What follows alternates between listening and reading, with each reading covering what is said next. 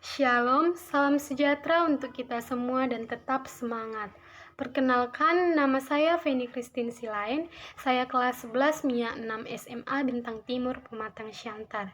Di video ini, saya akan memberikan penjelasan mengenai materi Federasi dan Front Saumatang serta cita-cita persatuan, yaitu yang pertama, Federasi dan Front Saumatang.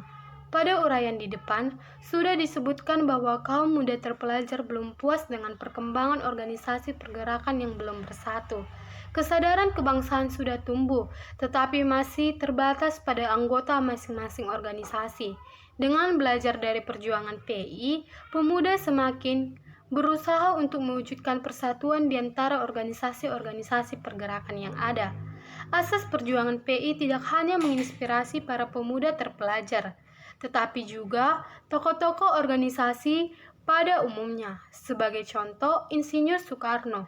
Ia belum juga puas dengan keadaan dan perkembangan organisasi-organisasi yang ada, termasuk PNI sebagai organisasi yang ia pimpin. Perkembangan PNI memang sangat pesat, tetapi belum mampu membangun jaringan dan kerjasama dengan organisasi-organisasi yang lain. Oleh karena itu, memahami teks 203 sejarah Indonesia, Insinyur Soekarno ingin membentuk wadah yang merupakan gabungan dari berbagai organisasi. Soekarno pernah membentuk konsentrasi radikal pada tahun 1922. Konsentrasi radikal dimaksudkan merupakan wadah penyatuan para nasionalis dan partai-partai yang mewakilinya atau yang diwakilnya. Gagasan tentang persatuan dan kerjasama antar organisasi itu sudah lama didengungkan oleh PI. Bahkan, persatuan menjadi salah satu asas perjuangan PI. Tahun 1926, Muhammad Hatta dengan tegas menyatakan perlunya diciptakan blok nasional yang terdiri atas partai-partai politik, organisasi-organisasi pergerakan, baik yang berbasis komunis maupun yang nasionalis, baik yang agamis maupun yang sekuler, guna menghadapi penjajahan pemerintah Hindia Belanda. Namun sayangnya, pada tahun 1926 dan awal tahun 1927, PKI dengan ambisinya melakukan gerakan sendiri melawan kekuasaan Belanda dan akhirnya dapat dihancurkan oleh Belanda.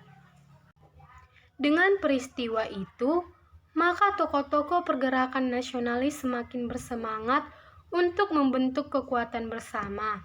Apalagi kondisi politik saat itu yang diwarnai dengan sikap keras dan kejam pemerintah kolonial terhadap organisasi-organisasi pergerakan.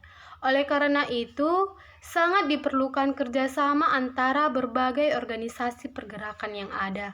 Kebetulan juga pada tahun 1927 telah terbit beberapa surat kabar yang memuat tulisan tentang perlunya mengatasi berbagai perbedaan untuk membangun kerjasama yang lebih akurat, memuat dengan rangka merealisasikan gagasan tentang persatuan itu. Insinyur Soekarno ingin membentuk wadah persatuan dengan memadukan aliran nasionalisme, Islam dan Marxisme sehingga merupakan kekuatan moral dan nasionalisme yang kokoh. Realisasi pembentukan federasi. Dalam rangka merealisasikan gagasan tentang persatuan, Insinyur Soekarno mendesak para pemimpin organisasi untuk membentuk sebuah federasi antar partai dan organisasi yang sekaligus merupakan Front Saumatang untuk menghadapi praktik diskriminasi kelompok putih yang merasa superior. Federasi dalam hal ini harus mencerminkan situasi sosial dan politik di Indonesia dengan berbagai orientasi dan aliran yang beragam. Mengingat realitas ini, maka federasi dibuat longgar dan tidak lebur. Insinyur Soekarno segera menuruni beberapa pimpinan organisasi untuk membahas ide persatuan melalui sebuah federasi. Soekarno juga bertemu dengan Dr. Sukuman sebagai pimpinan Partai Serikat Islam PSI sebagai organisasi atau partai yang cukup besar di Indonesia. Serangkaian pertemuan dan diskusi dilakukan untuk membahas tentang pembentukan federasi antar partai dan organisasi di Indonesia. Ada pemikiran bahwa organisasi baru hasil federasi itu akan diberi nama Persatuan Rakyat Indonesia, Sardiman AM 1996.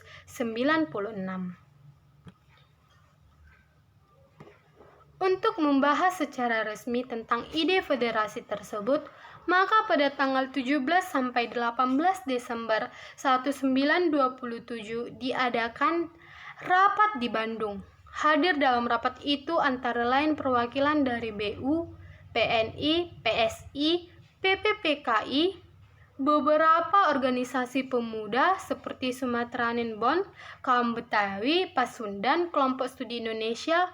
Mereka sangat sepakat mendirikan sebuah federasi yang diberikan nama Permufakatan Perhimpunan-Perhimpunan Politik Kebangsaan Indonesia (PPPKI).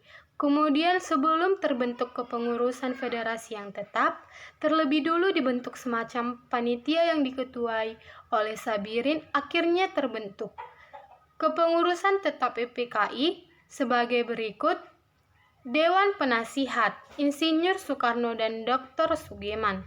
Ketua, Iskak Codrodi Suryo. Sekretaris merangkap bendahara, Dr. Samsi.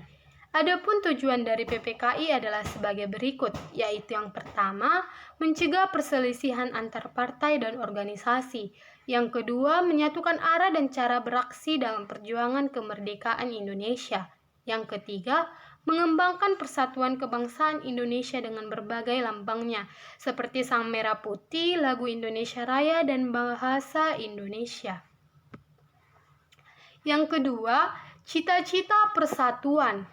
Munculnya elit baru di kalangan kaum muda terpelajar telah melahirkan pemahaman baru, yakni tentang kebangsaan. Kalangan elit baru itu lebih cenderung memilih pekerjaan sebagai guru, penerjemah, dan wawancara agar dapat memberikan perlindungan dan advokasi kepada rakyat. 7 tahun setelah Budi Utomo berdiri, pemuda Indonesia mulai bangkit meskipun dalam loyalitas kedaerahan. Pada tahun 1915, muncul organisasi pemuda pertama yaitu Trikoro Darmo. Dalam kongresnya tanggal 12 Juli 1918 di Solo, nama Trikoro Darmo diganti menjadi Jong Java yang berarti Jawa Muda. Pada dasarnya, Jong Java bukan organisasi politik dan anggotanya tidak berpolitik. Jong Java lebih menaruh perhatian pada pendidikan dan pelatihan. Pada Kongres Jong Java pada 1924, atas usul Samsu Rizal, anggota Jong Java dibagi dalam 2 kelompok. Kelompok pertama, anggota yang berusia di bawah 18 tahun tidak boleh berpolitik, dan kelompok kedua, anggota yang berusia 18 tahun ke atas diizinkan untuk ikut dalam gerakan politik. Dengan berkembangnya Jong Java mendorong munculnya organisasi pemuda di berbagai daerah. Misalnya, tanggal 9 Desember 1917, berdiri organisasi pemuda Jong Sumatran Bond yang didirikan oleh para pelajar dan pemuda Sumatera yang ada di Jakarta. Tujuan Jong Sumatranin Bond adalah untuk mempererat tali persaudaraan dan persatuan antar pelajar dari Sumatera. Tokoh Jong Sumatranin Bond antara lain Muhammad Hatta dan Muhyamin. Pada tahun 1918, terdiri Jong Minahasa, kemudian berdiri Jong Celebes atau Sulawesi, Jong Ambon, Jong Borneo atau Kalimantan. Menyusun berdirinya Sekar Rukun, organisasi pemuda dari tanah Sunda yang didirikan oleh para pelajar sekolah guru. Organisasi-organisasi tersebut berorientasi pada kedaerahan atas dasar prinsip persatuan. Selain organisasi tersebut, juga muncul organisasi pemuda dari kelompok agama seperti Jong Islamitan Bond. Pada tanggal 15 November 1925 diadakan pertemuan organisasi pemuda. Dalam pertemuan tersebut hadir perwakilan dari Jong Java, Jong Sumatranan Bond, Jong Ambon, Jong Celebes, pelajar-pelajar Minahasa dan Sekar rukun dalam pertemuan tersebut membahas rencana Kongres Pemuda. Setelah pertemuan tersebut dibentuk sebuah komite yang dipimpin oleh Tabrani. Komite tersebut bertanggung jawab untuk menyelenggarakan Kongres Pemuda. Pada tanggal 30 April sampai 2 Mei 1926, diadakan Rapat Besar Pemuda di Jakarta, kemudian dikenal dengan Kongres Pemuda pertama. Ketua Kongres adalah M. Tabrani. Tujuan Kongres adalah untuk mencapai perkumpulan pemuda yang tunggal, yaitu membentuk suatu badan sentral. Keberadaan badan sentral tersebut dimaksudkan untuk memantapkan paham persatuan, kebangsaan dan mempererat hubungan antara semua perkumpulan pemuda kebangsaan. Dalam Kongres Pemuda pertama, membicarakan tentang gagasan-gagasan persatuan. Tokoh yang menyampaikan seperti Soemarto yang tampil sebagai pembicara dengan topik Gagasan Persatuan Indonesia. Badar Johan dengan topik Kedudukan Wanita dalam Masyarakat Indonesia. Nona Adam menyampaikan gagasannya tentang kedudukan kaum wanita. Jack Sodioporo tentang rapak lumuh. Paul Pinontoan tentang tugas agama di dalam pergerakan nasional, dan Muhammad Yamin berbicara mengenai kemungkinan perkembangan bahasa-bahasa dan kesusastraan Indonesia di masa mendatang. Gagasan yang disampaikan Muhammad Yamin tersebut merupakan pengulangan dari pidato yang disampaikan dalam lustrum pertama Jong Sumatranen Bon. Dalam lustrum pertama tersebut, pidato yang disampaikan Muhammad Yamin mendapat komentar dari Prof. Dr. Heikes. Menurut Prof. Dr. Heikes, kelak Muhammad Yamin akan menjadi pelopor bagi penggunaan bahasa Melayu sebagai bahasa pengantar serta pergaulan di Indonesia, dan bahasa Belanda akan terdesak. Kongres Pemuda pertama menghasilkan keputusan yang mendasar, yaitu Kongres mengakui dan menerima cita-cita persatuan Indonesia. Tingkat lanjut dari Kongres Pemuda pertama adalah pada tanggal 15 Agustus 1926 diadakan pertemuan oleh Jong Sapa, Jong Sumatranen Bon, Jong Minahasa, Jong Celebes, Jong Batak, Sekar Rukun, Vereniging for Ambonisch Studenten, dan Komite Kongres Pemuda pertama. Namun pertemuan tersebut belum membawa hasil yang berarti. Selanjutnya dibentuk organisasi baru yang bernama Jong Indonesia atau Pemuda Indonesia yang bertujuan menanamkan cita-cita persatuan Indonesia. Demikianlah materi dari saya. Semoga bermanfaat. Sekian dan terima kasih. Horas.